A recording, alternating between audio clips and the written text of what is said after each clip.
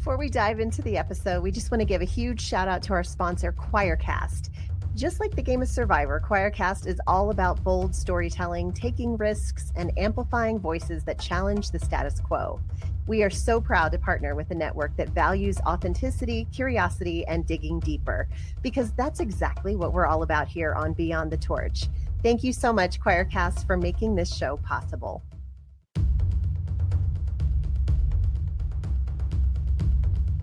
Hello, Survivor fans. Welcome to the very first episode of Beyond the Torch with Todd and Leslie. Hello. We are so excited that you're here. And we have so many great episodes already lined up to bring to you. And I know you're just going to love hearing from all of these amazing survivors. This is going to be a podcast that is not just about how Survivor has changed the contestants, but also the fans. And yes. Leslie had asked me a couple of weeks ago if I wanted to join and do this podcast with her. And I was super hesitant at first, but it took her about 7 minutes to convince me to say yes, because I trust Leslie. I love Leslie. We lived in the jungle together, and our story outside of Survivor has only grown. And that's what gave Leslie the idea in the first place for Beyond the Torch. Is after the show is done, what next? Yeah, what happens? And you know, because you're really only seeing one dimension of these people's lives. You know, they're basically kind of pigeonholed into a character, which totally makes sense. You only have so much time to get so much footage, you know, so you can't show people's complete and total personality. You only get that one part that Survivor wants to show, which is great. For me, it was the Christian radio host. For you, Todd, what do you? For me, it was the slippery little sucker. You know, yes. It was the schemer, the super fan schemer who decided to weasel his way through the game, or play as strategic as I could. But that was my little pigeonhole. And like Leslie said, I don't have any kind of an issue with it. Like, that is a part of who I am out there playing the game. But that's all you got to see. Yeah. And so this is an opportunity for you to actually get to see inside information. Anyway, every single episode, we are going to start off with the fans have spoken. Yes. And this is an opportunity to highlight the way that this show not only has changed the lives of the people who played it, but also the people who watched it. And today we have a few phone calls that I want to share. So excited. I know, this is so fun, because what we asked, and you can still answer, you know, time's not up, but what we asked you guys was, how has this show changed your life? So here's Matt. Hey, Todd and Leslie. This is Matt Campbell from Syracuse, New York. Longtime Survivor fan, first-time caller. I wanted to share with you my Survivor epiphany that I recently had. So I'm a Survivor fan from season 1 Borneo, instantly hooked. But over the years, life kind of got in the way, and I had to take a bit of a Survivor hiatus. I went to college, I got married, I had 3 kids, you know, your typical life events. But as I'm recovering from a recent injury, I decided I got to get back in shape. And while I'm doing that, I will pick up on the past Survivor seasons that I had not seen. So as I'm running on my treadmill in my basement, watching season after season, I'm trying to identify with the contestants and find somebody that I can relate to, someone that I think would play like me, same mindset, something like that, but I can never find anyone until I hit play on Survivor China. And there's a young Todd Herzog on the screen, and I said, this guy is my kind of guy. This guy plays exactly how I think I would play, has the same emotional intelligence, strategic mindset as I think I would have if I played the game. So finally, I said to myself, right then and there, I am going to put myself out there and I am going to apply to be on Survivor. So the same day I signed up to get LASIK eye surgery, got the surgery so I don't have to wear glasses, continued my workouts. I'm getting in better shape after shape. I'm working on my submission video. I'm almost ready to go, and I will submit it by the end of this summer. And God willing, you will see me on the beaches of Fiji, and even later than that, on your podcast, Where Am I Now? You know what's funny about that, Leslie, is like when we were both auditioning for Survivor, so obviously we auditioned at the same time. I would run on the treadmill and my iPod had all of the Survivor theme songs on it, and that's all I would listen to. So the introduction from every season. Yeah. And I would just run to it and picture my face up on the screen, you know, with like the photo and then the action shot, and wondered what mine would be. And then in casting while we were in LA, that's what I would listen to as well. And then I realized, like I listen to my music super loud. I wonder if anybody else heard it because that's just stupid. Like the Survivor theme song over and over and over again. A little bit crazy, but it worked. It was manifest. No, listen, I listened to the theme when I ran too. And I really liked my big song that I played every time I would train was Eminem 8 Mile. I loved it. Which, The Christian radio host, yes, imagine. we love that. So it's really fun. And I love that it's changed other people's lives besides ours, Todd. But let's dig in to our stories about Survivor, because I know you got your start as a kid watching the show. Yes. And we're kind of obsessed and had your own little parties going on. So let's talk about why you decided to even audition. And were you confident you could win? Okay. Yes and no. So I started watching when I was 15. It was summer when the first season aired. And I remember my mom calling out because I was playing across the street on like a swing set or something. She was like, that show where they're living in the jungle is starting. And so I ran home to watch. So I started with episode 1 of Borneo. And I remember instantly thinking like, this is the coolest thing I've ever seen. And of course I got hooked slowly. And then it was season 2 that I really found myself getting hooked because Australia aired right after the Super Bowl. And it had like 59 million viewers or something outrageous like That that. was insane. And I remember thinking to myself, like, I want to do this. I want to play this game. Well, back then I didn't really have many friends. I was like the fat nerdy kid, and I, lived in my own little bubble. And when I got into high school, I was like, I want to change this. And I had always felt like the outcast. But I could see other outcasts in school as well. And so I decided, you know what? I'm going to go and invite these other outcasts over to my house to watch the new season of Survivor. And it was Survivor Marquesas. Mm. And I invited 14 people that I did not know, and all 14 of them showed up. Oh my And we goodness. started our own little Survivor club. It And was we a tribe. continued. It's Yeah, your it first really tribe. was. I love that. Yeah, and it grew.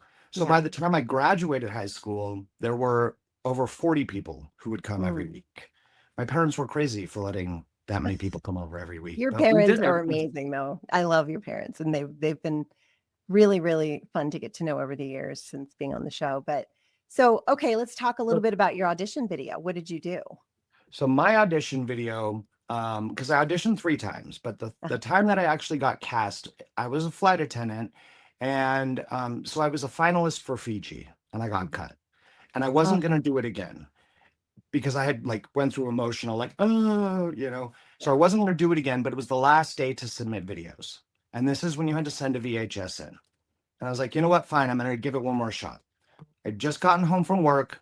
I put my camera down, and I was in my little flight attendant uniform, turned it on and said, ladies and gentlemen, wee, and like I did the flight attendant thing. Well, I was going to a Panic at the Disco concert that night. And I said to them, I said, I'm going to show you 2 different sides of me. Right now, what you see is like this clean cut, nice guy. But I'm going to a concert tonight, and I was changing my clothes as I was doing it. And I said, this is how I'm going to play the game. I will be super nice and super friendly to everybody. However, if you wrong me, you better watch out.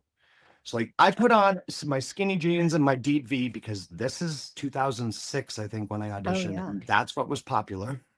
So Yep. my super deep V, and I painted my face like they used to paint their face. And that was my video. Wow. That's Yeah. so fun. Is it the only one you submitted a couple though, right? Or 3 of them, yeah. yeah, but that's the one that got picked. Yeah, That's and it was awesome. nothing crazy or special. It was me just rambling on about life. What about you? What is your audition video? Oh my gosh. Okay, so I sent in 11 of them. And yeah, and they were different every time. Every 6 months I would audition, but I wasn't like you. Like I watched Borneo and Australia, loved it, thought it was a great show, but thought these people were so stupid. Like why would you do this to yourself on purpose, right? And then when the towers got hit, that was when Africa was airing. Mhm. And I remember watching that show and kind of escaping from reality. There was a lot going on. And then, but it was so miserable, Todd. Remember they were like drinking blood and like Yes. it was terrifying. And like their watching what water well was literally where elephants died. would go take a dump. Oh, exactly. And they like tigers and lions like outside of their camp at night. Like Yeah. I was like, this is awful. And so you can imagine my curiosity when at the finale, Jeff Probst asked them all, would you do it again? And every single one of them said they would do it again in a heartbeat. And in that freaking moment, I can't even explain to you what happened because I have no idea. I jumped up out of my bed and I went straight to CBS.com, printed out the like 11 or 12 page application, and then had to make a video. So my first video, I showed how I survived being in a tribe of 6, with 4 kids and a husband and a dog, and I tried to be funny. It was so bad, right? It was so bad, but I was, They usually are when it's I the was working first. on it. And then I did one where I dressed up like Gilligan's Island, the characters. I did one where I did a rap and my son was like, my son and my daughter were beside me.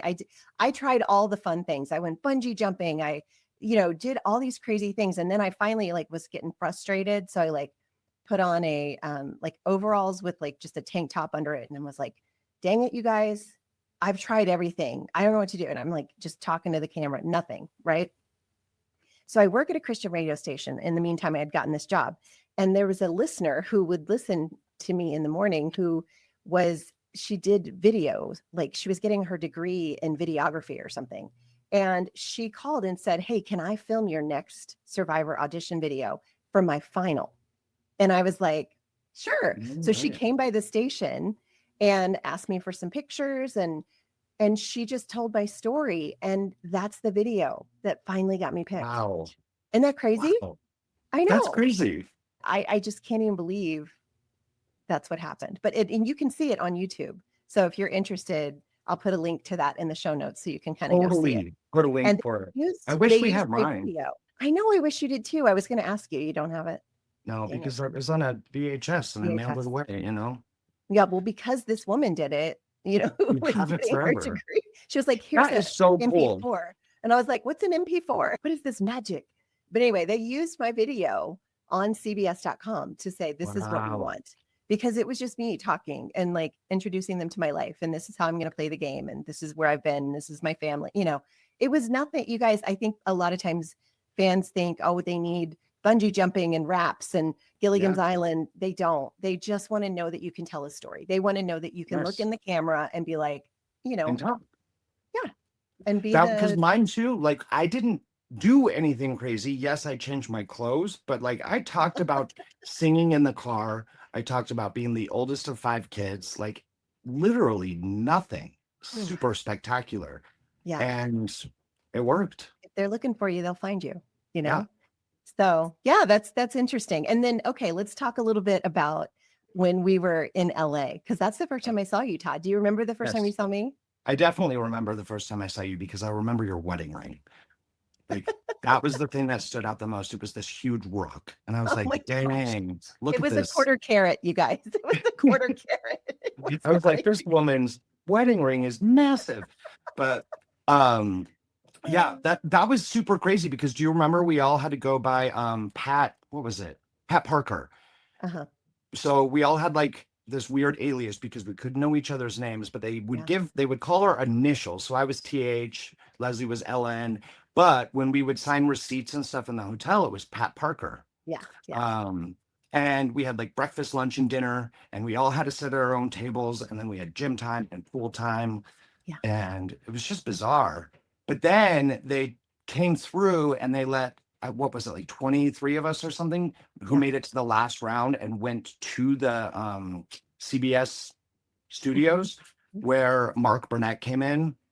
And I don't know if you remember, but he was like, does anybody know where we're going to film this season? And I was like, Serena. And I was like, how did you know? I remember that. I was on the message boards like crazy. And back then it was Survivor Sucks. And so I would like read and all of the little spoilers and stuff like that I could find about where it was going to be. And it was China. And he looked at me like, how do you know this? And I was like, oh, I'm sorry, Yeah, I'm gonna win too. That's what he said. No, kidding. No, that was it. That was like, it's all kind of a blur to me. I just remember seeing you and thinking you were a skateboarder. I thought you were super cool. I was like, he's such a cool kid. I love him. And you just had such a great personality. And it seemed like the casting people really liked you, which, by the way, I need to say, we are going to have Lynn Spillman on this show very soon. which is Super excited to get incredible. her perspective on when she was interviewing us. You know what I mean? Like, what were you I can't thinking? wait to hear this. This I is going to be know. crazy because Lynn Spillman, I mean, if you're a Survivor fan and you You know who know she is. anything about casting, you know Lynn Spillman. Right. I mean, I remember learning who Lynn Spillman was when I was like, 17, 18 years old. And I was like, this Lynn Spillman, man. So I'm excited. Yeah. And so when we finally did get selected and ended up going to China, I didn't see you right away. I think I saw you when we went to California, right? You jumped on in California, right? Or were you in New York? We had 2 flights. I was Californian. Okay, yeah, I was in New York. And Okay. so we flew and I saw Jamie, who I recognized from finals, and Denise. And then we flew, and then as soon as I saw you, my heart like was so excited. I was like, I cannot wait to get to know this kid. And we just had a weird, I wish I could explain it, like a connection. We weren't Yes. allowed to talk, but Mm-mm. we did a lot of eyes, A lot of eyes. Yeah. Well, because we we were all together for like 9 or 10 days before Yeah, the show actually started filming, still not talking.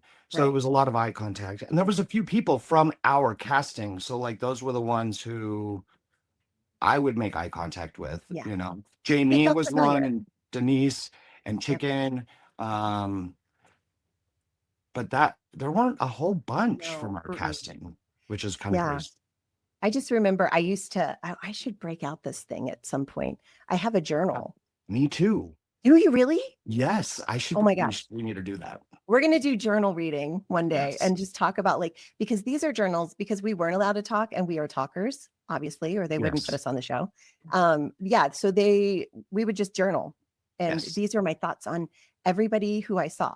And I nicknamed everybody. And I think I called you skateboard dude or surfer boy or something. I didn't know what you were doing. I didn't know where you were from, but I was very drawn. So I was very excited when they, put us onto the same tribe.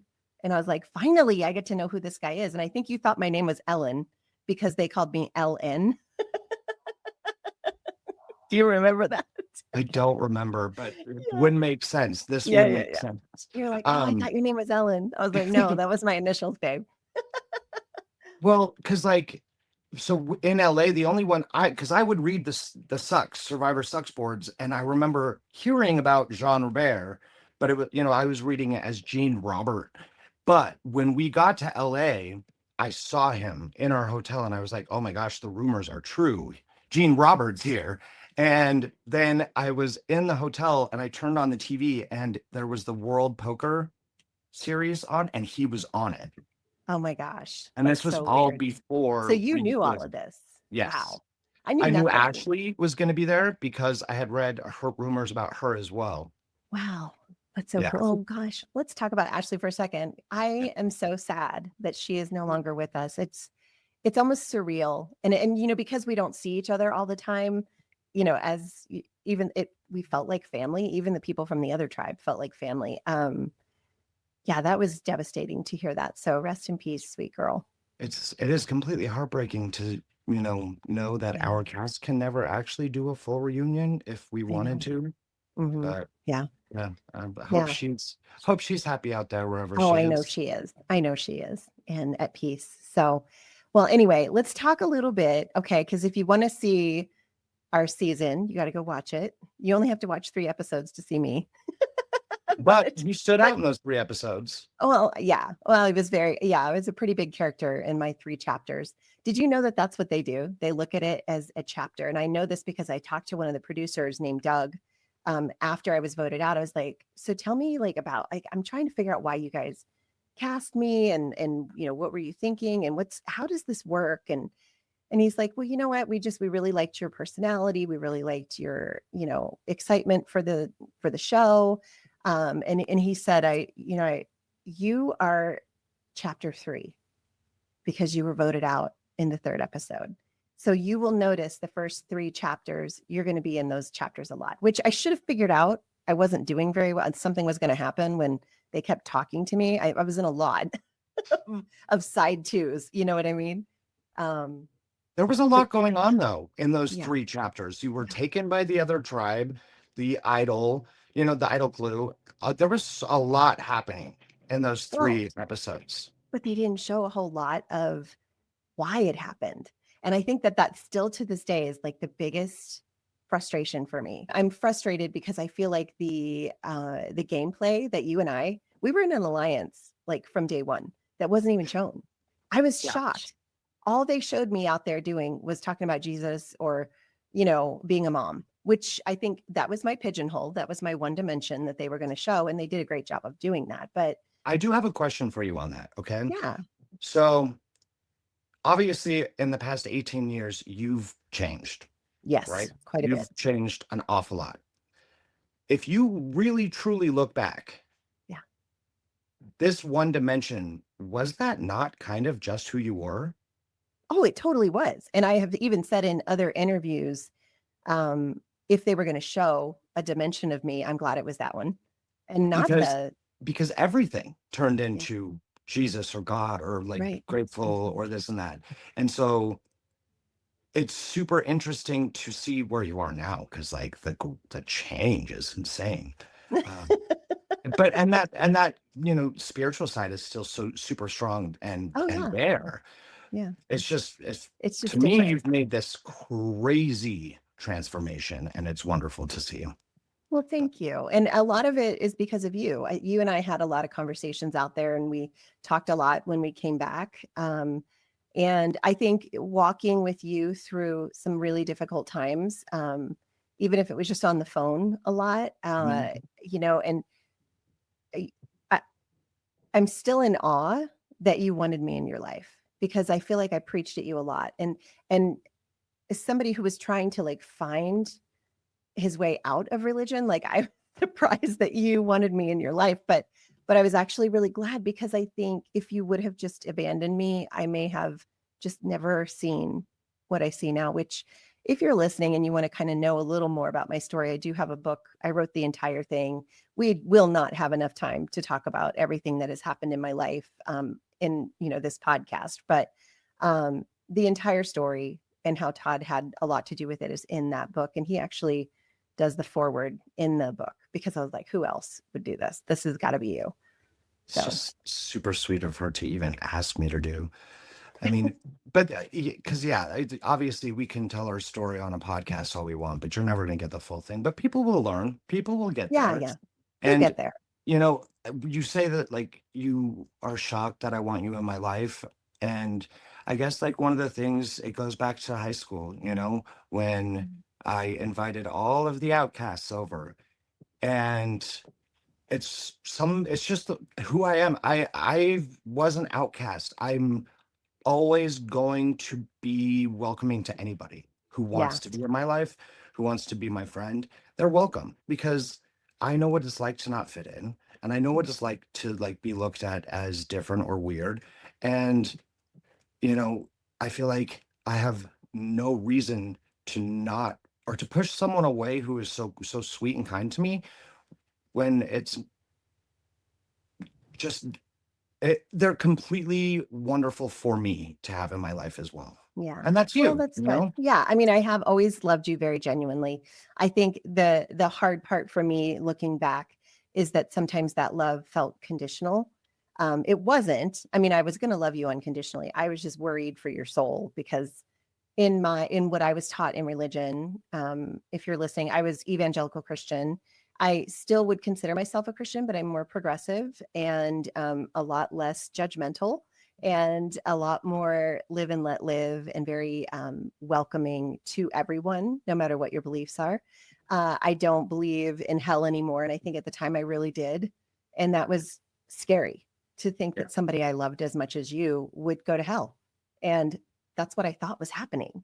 And so, and if you're listening and you're like, oh, I have people in my life like that. Well, just so you know, they really think they're loving you when they do that. You know what I mean? They're not Yes. trying to be jerks. They really think that it's the loving thing to do.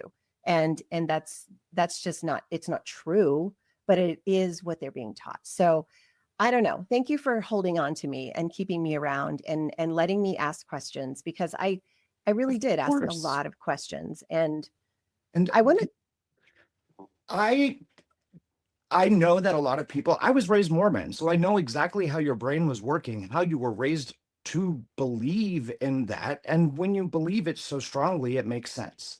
yeah, But then when you meet someone and you actually do question it, you're like, wait a second, this person is comfortable with the way they are, but they don't fit the bubble of what I've been taught.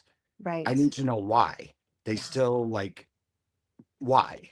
yeah, You know what I mean? And so you're I'm surrounded by it. I live in Utah. It's Mormon Central. And so like people all the time will assume that I'm going to hell because I am gay.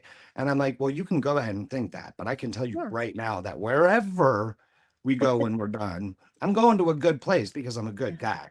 Well, and that's And faith. Faith yeah, is knowing in your heart that whatever it is, it's going to be good. It's not certainty. Faith is not certainty. Faith isn't like, oh, I know this is what's going to happen and there's no doubt in my mind. That's no, faith is, I don't know. To me, it's like love. If it goes in the direction of love, that's where I'm going to go, period. on the other side is like a lot of people, a lot, I shouldn't even say a lot of people. It's assumed that gay people are going to automatically have a judgment against someone who is super religious or whatever, but I've had that judgment against me for being gays, and I don't like that. I don't like how that feels. So why would I judge someone for what they believe in Right. just because I don't? Mm. It's to me, I'm like, it's that would be a double standard. It would be, hypocritical. So I'm like, no, I'll like you. If you're a good person to me, that's fine. That's all I Yeah. care about. Yeah. Yeah. So aside from No. that, that's all that Well, matters. can we talk a little bit about your journey beyond the torch that has not stopped being lit in your case? But let's talk about Todd post Survivor, because I know maybe there's people listening who saw what happened on Dr. Phil or who heard a rumor or whatever. Let's like the the floor is yours, Todd. Tell us what really happened and where you're at now. Goodness gracious. I mean, there is an awful lot in that happened after Survivor. So, Survivor was my dream. It was my goal in life, my mission. And it happened. And when it was done, I was like, this is freaking awesome. What now? Well, I never stopped working, first of all. That's like I'm one of those kids who I'm afraid that the good thing is going to run out. You know what I mean? So I continued to work, but then I traveled and all sorts of stuff. I mean, it's crazy. I can't even like tell you exactly how we got to this point, but I've moved all over the country and I started drinking.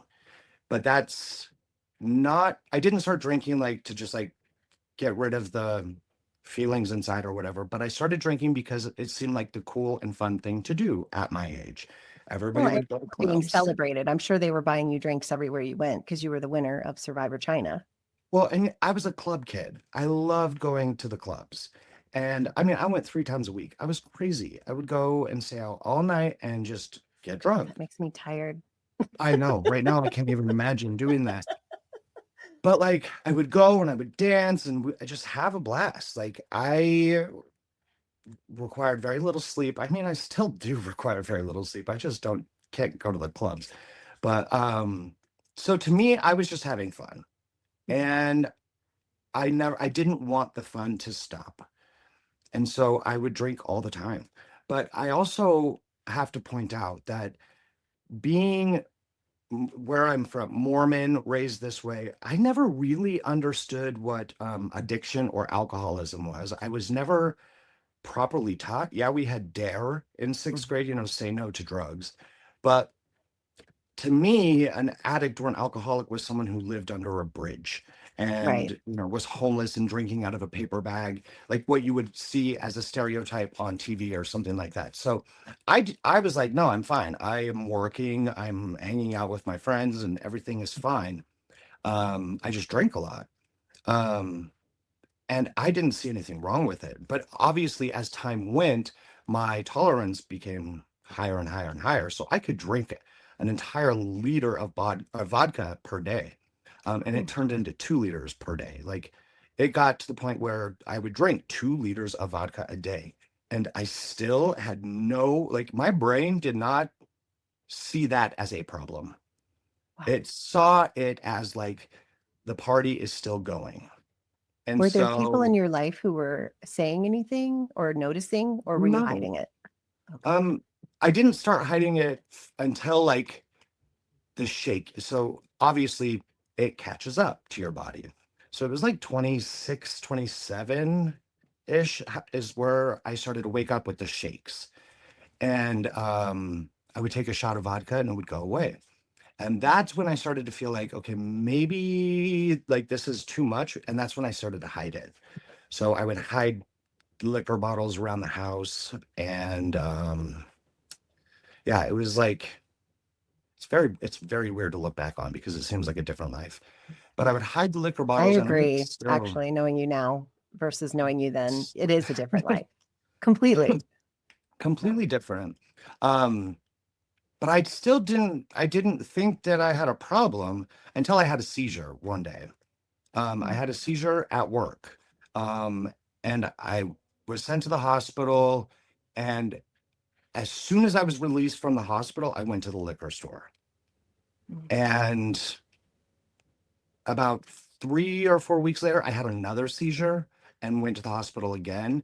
And then they sent me to rehab. My family did. My parents flew out to Florida, which is where I was living at the time. Right. And they were like, I think you should go to rehab. So I went to rehab for like 2 weeks, like more like a detox. Yeah. And but I didn't ever want to stop. Like I didn't want to stop. You have to want So to too. yeah. You can't do it until you want to. Yeah. So I went to another rehab, a 30-day one.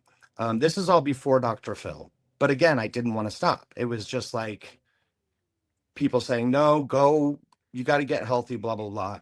And even in rehab, I'd be like, well, I don't want to quit drinking. Like this, I like it. This is what I do. It's fun. And after that rehab, I ended up moving back to Utah. Um, and that's when my family brought Dr. Phil in. And I was like, I'm not doing this. I refused, but I was forced. I was forced and sent away for 3 months. The whole time I just kind of waited it out because I just couldn't wait to get back home and continue the fun. And So this happened. what was like, if you don't mind if I ask, I don't even know, like what do you mean it was fun? It was just, I don't even know, but you that's don't what my know. brain said. Like Oh, there wow. wasn't, looking back, it wasn't fun. I wasn't having fun, but Wow. I was convinced that I was having fun. If that Mhm. makes it doesn't No, make sense. it's the lie that Yeah, alcohol gives us. Yeah, it's the exactly. lie. Mhm. Like to You need me, to I do it was to have having fun. so much fun. I felt so good. But I didn't. I didn't feel good. I wasn't having fun. I was like sitting at home just crying and drinking. And I don't even know why. I didn't have a reason. Do you know, I read something about alcoholism that said that it is like a fake serotonin. And Yes. so your body stops producing serotonin because it's making room for all of this extra serotonin that you're bringing into it. And so you're literally living without serotonin, like Yes. genuine, made by your body serotonin. And that is how it gets you addicted because you need to feel good. You need that serotonin burst. And in order to feel it, and that's why they call it, what is it, the hair of the dog, where you Yes. drink as soon as you wake up to get rid of your shakes or to get rid of the hangover. That is like a huge red flag, right? These are just some things to think about if you're listening and maybe struggling with Yes. this. I mean, okay, yeah. So this continued 3 Dr. Phil visits and 3 of his sending me to rehab, but a total of 10 rehabs that I went to. And so it was a How total old of, are you at this point? I don't even know. Yeah. It was a blur Honestly, for you. like Yeah. this part of my life is a blur. I can tell you specific moments, but a lot of it just doesn't seem like it even happened. It feels like a fever dream. I mean, I spent 3.5 years of my life total in rehab. But if I think about that, I'm like, what? Like how? It's so bizarre to look back on because I had a really good time in rehab. I won't lie. Like there were certain times that I was having a blast. It was like Yeah. summer camp for drug addicts. Like we had fun. And I don't ever want to go back. Believe me, I don't Yeah. want that. But No. rehab wasn't the answer. Rehab was not what was going to make me become sober. And it was almost as if it became one of those things that I was comfortable in. It was a place that I could go, and my family knew that I was like safe because I Yeah. wasn't drinking, and I would be sober the whole time I was there. But I never wanted to be sober. And it wasn't until, oh my gosh, what, 31-ish, I think. So that would be like 9 years ago, where I remember I was staying with some friends in Florida and just trying to stay sober, but then I had relapsed again, and they said, nope, you got to leave. And so I drove to a friend's in South Carolina. We got wasted together. So then I drove to Sandra's in North Carolina, and she was like, no drinking in the house. So I stayed there for 7 days. Um, and I had all of the shakes and all of the, ugh. And then I drove all the way back to Utah and showed up at my dad's house. My family at this point had basically said, you're not welcome to stay with us if you're drinking. I had nowhere to go. My whole life belongings were in my car. I showed up on my dad's, and he was like, this, like, if you're sober, you can stay. But I stayed at his house, and like the next day I got wasted, and he found out, and he was pissed. And I felt just horrible and disgusting, but like sick. And I remember looking in the mirror, and this is when I made the choice. I looked in the mirror and I said, okay, Todd, this is where you have to choose.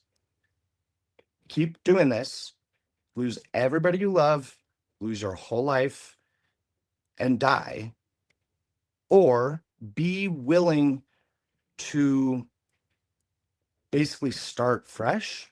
So, like, that required me getting a new job and just like slowly working my way into life. I was like, pretend that you have just graduated high school type situation.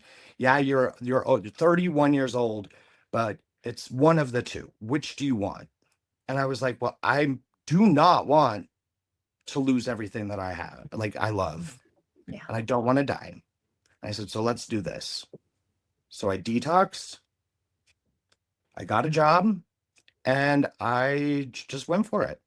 And you've been sober since. Yes. Have you had any setbacks at all? So it was like somewhere in 32 or 33. I did have a week One. of binge drinking, Mhm. and that was it. And that was all you needed. Well, it's interesting to me that when you started drinking, you were like, well, at least I'm not an alcoholic, because they are homeless and drink out of bags. And that's exactly what you ended up doing. Hmm. Like, that's crazy. Yeah. Man, it's so scary how that can happen. Yeah. And so do you think your instant fame and success and getting fulfilling your lifelong dream at the age of 22 had anything to do with this? Or do you think this was a biological, like, where are you with that? I definitely don't think that the fame had anything to do with it.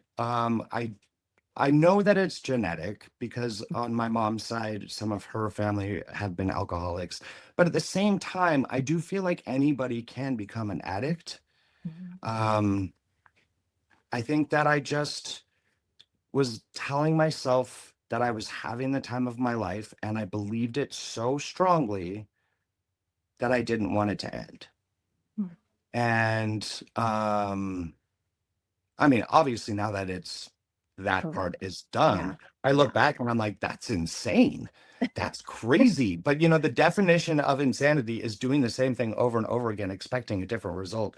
And that's what I was. Yeah. I was insane. I was going crazy because I believed the lies that I was telling myself. But at the same time, like, people are like, well, do you regret those decisions? I'm like, no, absolutely No. not. Yeah. Because if I didn't go through that, I don't think I would be the person that I am today. Yeah. No, I And agree. I And don't even think about it. Like, I don't even think about drinking. People are like, don't you just crave it or what? I'm like, absolutely not. To me, if no, I think about it or smell it, I want to barf. that's how I am with cigarettes, because I used to smoke. Yeah, And I've when started to. ex-smokers, ex-smokers are like the worst, because like we smell it like You're like, before it's even, and I'm like, ugh, I'm so judgmental. It's terrible, but I did it for a long time. So I have no room to judge you are not anybody ever. judgmental. But well, yeah, I was though. I maybe didn't say it, but in my heart, probably. But I am so proud of you. Well, thank you. No, I'm serious. Like, ugh, sorry. Whew. I just remember when you were going through those years that you probably don't even remember, you would call me in the middle of the night and just cry and just talk to me. And I felt so helpless. I was living in South Carolina at the time. And then of course we'd hang up and my husband would be like, maybe you shouldn't answer. And I'm like, babe, he's alone.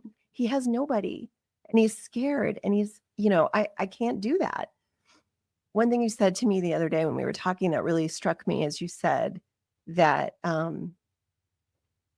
it was when people stopped answering that you woke up. And I feel like maybe I, could have been a little harder, but I don't think I could because it's just my heart. It's who I am. But it helped me see something though. Like we can be very unwitting and unwilling accomplices by just allowing, you know what I mean? Instead of drawing a boundary. Was when people started doing that though, like I know that had to be really hard for you. Has it been easy to kind of like regain these relationships and find that stability again? I think that was kind of where I was like the start over point, like just graduating, I had to go into every kind of interaction that I was having with anybody who had been in my life, and prove something to them because they would see me go to rehab, get sober, then stop. Relapse. And so Yeah. like, it was one of those situations where it's like, when's it coming next? Which sounds really sad, but that's what everybody just Yeah. kind of assumed is when is it happening again? That was me for a And long time. I don't think that anymore, but for a no, long time I would get scared. Yeah. and I feel like everybody is 100% justified in those feelings. It was Yeah. me having to prove that I could get to where I am now. Mhm. And it was time. It was just time. And so, a lot of people will count their days and count their time and stuff like that. I found that that was completely unhelpful for me Yeah. Yeah. because it was like, okay, well, I can't screw up. And then it was like overthinking all of that. And so now I it's got to just one of those start things. all over. Yeah.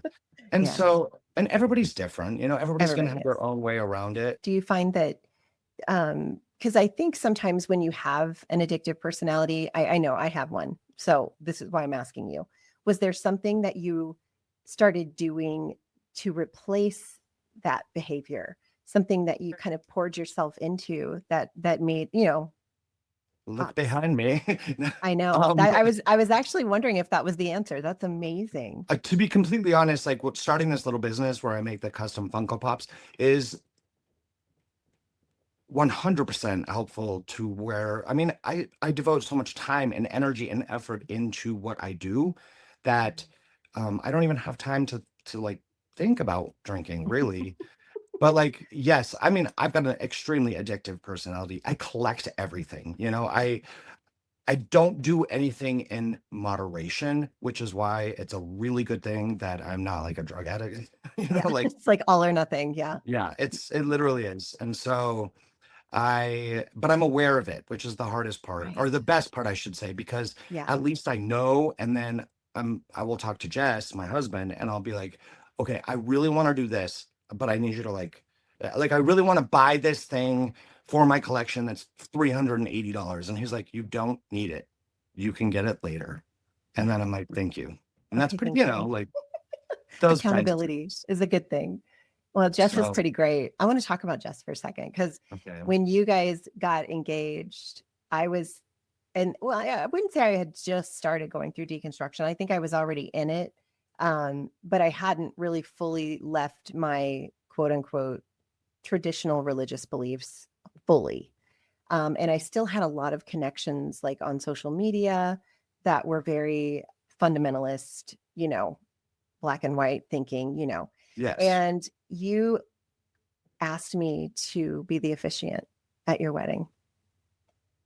And I don't even know if I ever said no. I think I just didn't answer you because I was so torn, Todd, not because I didn't want to do it. I really wanted to, but because I knew that if I were to put anything on social media or if anybody I knew from my past were to find out, I would expose you to hate. And I didn't want that to happen. And I just want you to know that's one of the greatest regrets of my life. So if you ever decide to renew Renew your the vows, vows. let me know. Cause at this point, I don't care. But at that point, it was how many years, like 2020 or something, or 2020. 2021, Mhm. 2020. Yeah. And that I had started deconstructing in 2016. And then moving to Utah in 2018, I really started deconstructing hard. It was a lot easier when I was away from the people that were making it hard for me to ask questions. And then to move here and be the minority, religion Yeah. was actually the biggest gift I've ever been given because Well, I and that's realized, yeah, where I want to go now is like with the deconstruction, okay? What if you were to think back, yeah. what day, like what were you doing when you started to say like, "Oh my gosh, like this is the beginning of the deconstruction." Well, I would say a big one was political when the church got into bed with politics in 2016 Okay. and elected somebody president that I did not think was a good human being. And all of a sudden he was our boy. It was very confusing to me. And it was the first time that I went, oh my gosh, what else are they teaching me? That's not true. Because for the first time, I was like, that I can tell you unequivocally is not how I see it. Okay. Like there's no doubt in my mind that Jesus would not back anybody, specifically him. And so I was like, okay, so what else? So I started kind of, asking questions, but I will be honest, I think it was 2020. I was reading my Bible. I was in First John 4, and the verse was, there is no fear in perfect love because perfect love casts out fear, and fear has to do with punishment. And in that moment, I went, then what am I believing? Because I am afraid of everything. And I sat down and I made a list of everything I was afraid of. And it was so freaking long. It was so long. And I made that list and I looked at that list and I said, I want to look into every one of these beliefs. And I want to know where they came from and what translation they came from and who taught it. And, like rapture. I mean, do you know about the rapture? Have you heard of this, Todd? Oh yeah, oh yeah. Horrifying. Holy crap. Like I believed that since I was a child. They showed me movies of people getting their head cut off because Yeah. they didn't denounce Jesus after the rapture. I was so afraid of that. I was afraid of hell. I was afraid my kids would go to hell. I was afraid you would go to hell. I was afraid that maybe, when I was on Survivor, afraid the whole time that I was going to make God look bad. I was afraid of everything. And if Which there's isn't no that crazy fear, to think though that you were afraid that you were going to make God look bad? oh, it's ridiculous. I know in retrospect, but you are told in evangelical spaces. And I remember being told before I left by people who I really respected, you are representing the God of the universe. Do your best. Like no pressure, right? And I've been told my whole life in evangelicalism that you might be the only Bible that these people ever read. So you better live your That's a life. lot of pressure to put on a Oh, person. tell me about it. How about when they threw me off that boat? Remember in that, what was it, day? I don't remember, 8, because it was the 8. night I was kidnapped. Yeah, they threw me off the boat and I said, shit. And Yes. I bawled. Do you You were remember? mortified. I remember. I Of was course I remember. I was like, oh my God, I said shit. And they're going to show it on TV. And oh my gosh, oh my gosh. And I was so afraid that I was going to make God look bad, that I was going to lose my radio job, that I was, because I've worked in Christian radio.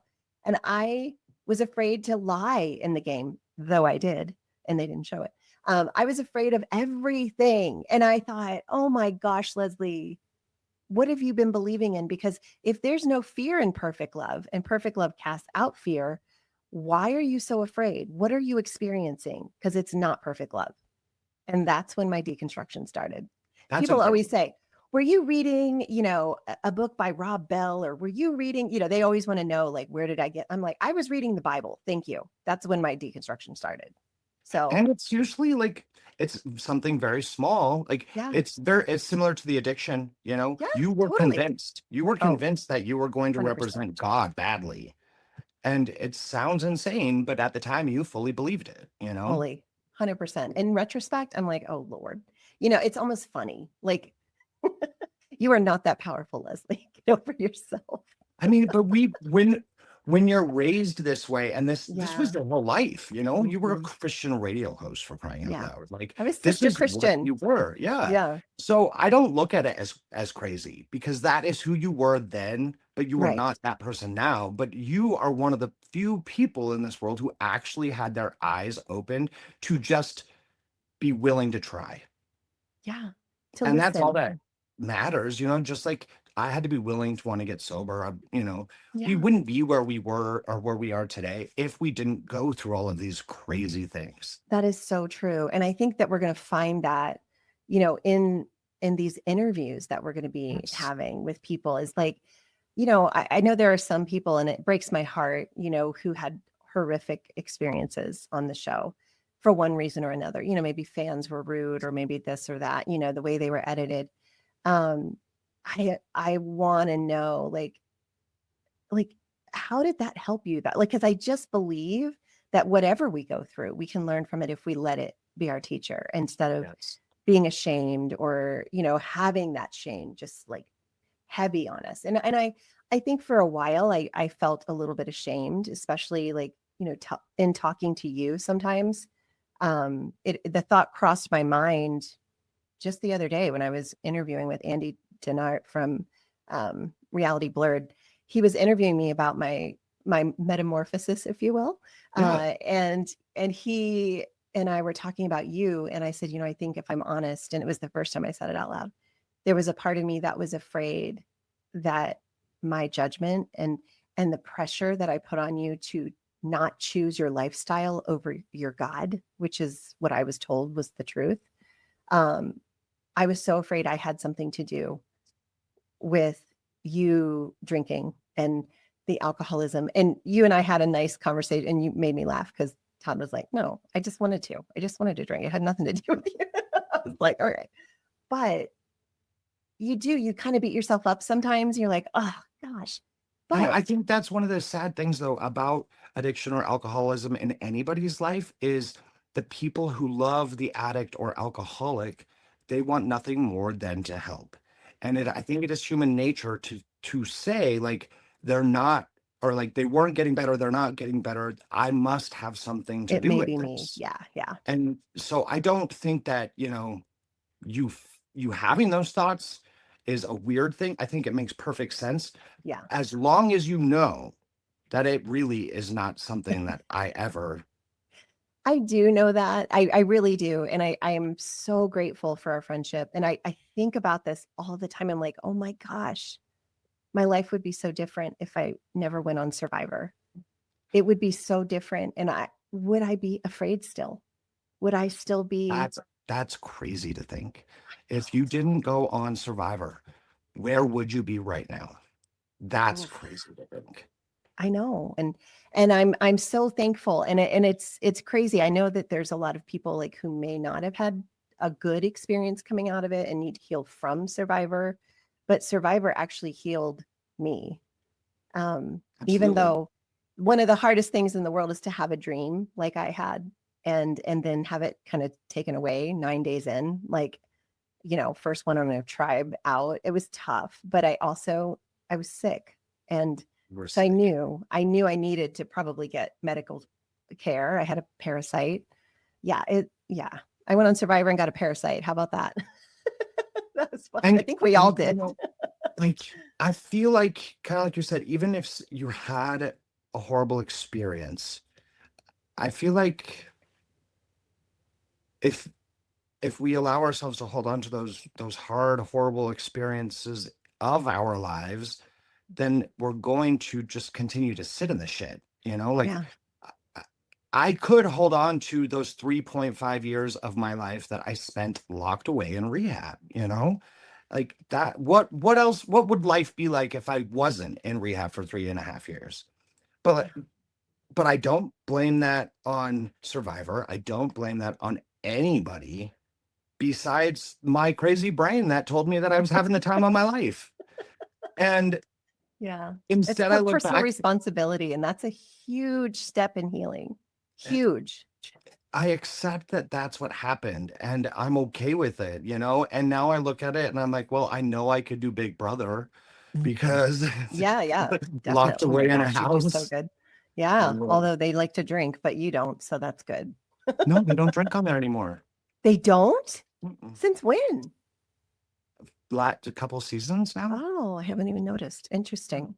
Well, okay. So let's talk a little bit just because we got to wrap this up.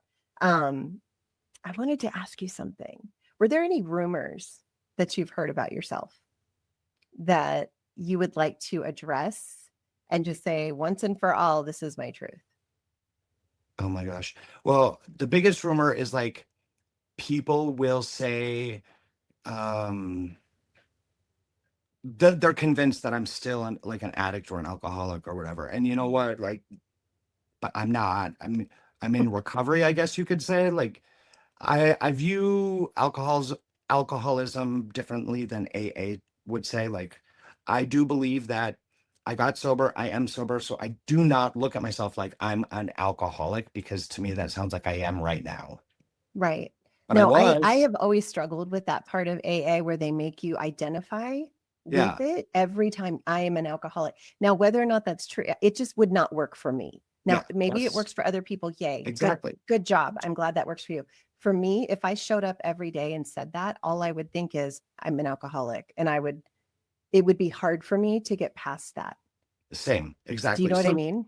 So it's that's really just a matter of exactly what I taste. mean is I was, Mhm. yes, but I am sober and I am very happy. I don't know rumors. I mean, I guess I read things online and just kind of laugh about all of them. Yeah. Um, people, I did a podcast and people were like mean and they're like, Todd got old, Todd got fat. And I'm like, okay, I'm 40 and yeah, I gained weight, but I got sober and started eating food. So like I eat like a person. Thank you. I am a person and I'm 40. Leave me alone. Like Yeah. I try to be healthy, but like I was drinking my meals, okay, in the form of vodka. So yeah, I've gained weight, but I'm okay. I'm not, I think you look great. I think thank you look you. healthy. You're happier than I've ever seen you. I am And yeah, and I love Jess. He's amazing. You guys are a cute he's little a couple. freaking amazing little sweetheart. And you look great and you seem happier than you've ever been before. I'm so glad you said that because I am. I just said that to somebody. Who was it? I was like, oh, it was an interview I was doing. I don't know. I was somebody I was talking to for my other podcast. I have a podcast called Honoring the Journey. And she and I were talking. She's like, we are just so happy. Look at us. Look at our smiles. I'm like, yes. Like I feel free, free That's from huge. Yeah. fear, free from judgment, free from um, condemnation. I feel free. And oh, I didn't even realize how heavy that was.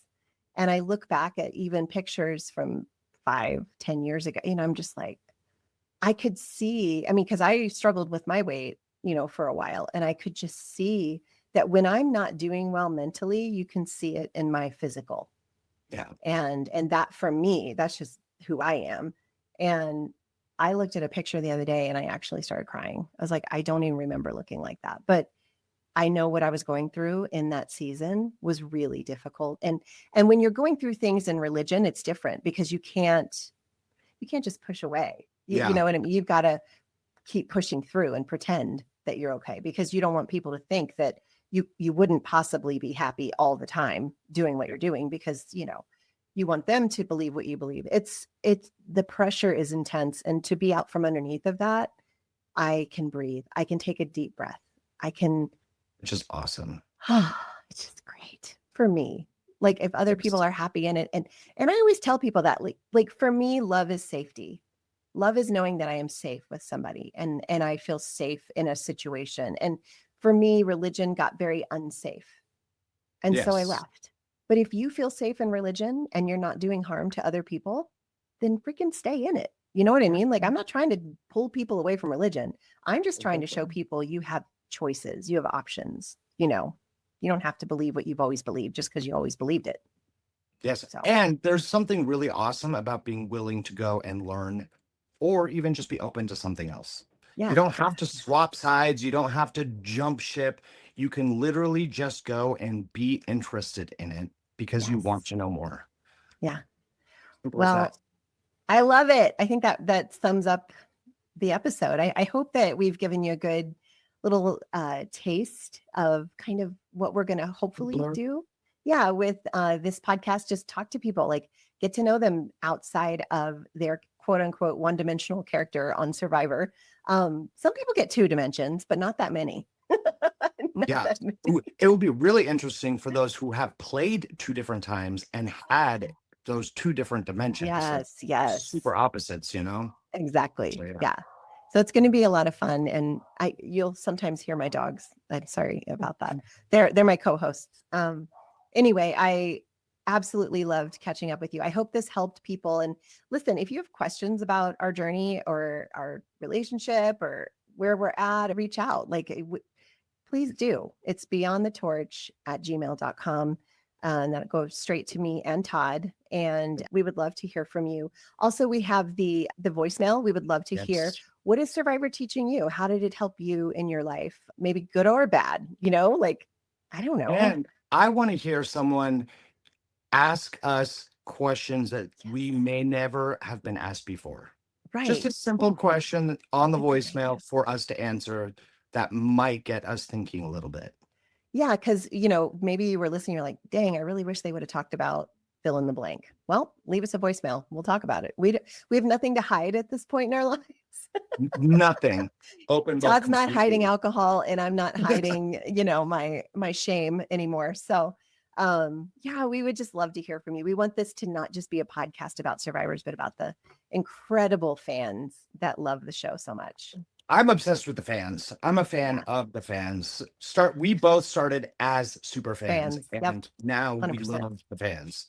Yeah, we're still super fans. Well, Yes. you're probably more than me. I'm trying. I'm I'm still trying to super get fan. through these seasons that I've missed. But yeah, it's definitely a different game now, Yes. but it's still Survivor. You know Yeah. what I mean? And anyway, we love you guys, and we appreciate you hanging out with Yes. us today. And I Thank you can't for having wait us. to bring you another amazing story beyond the torch in about a week. So look for the next episode then. Get ready.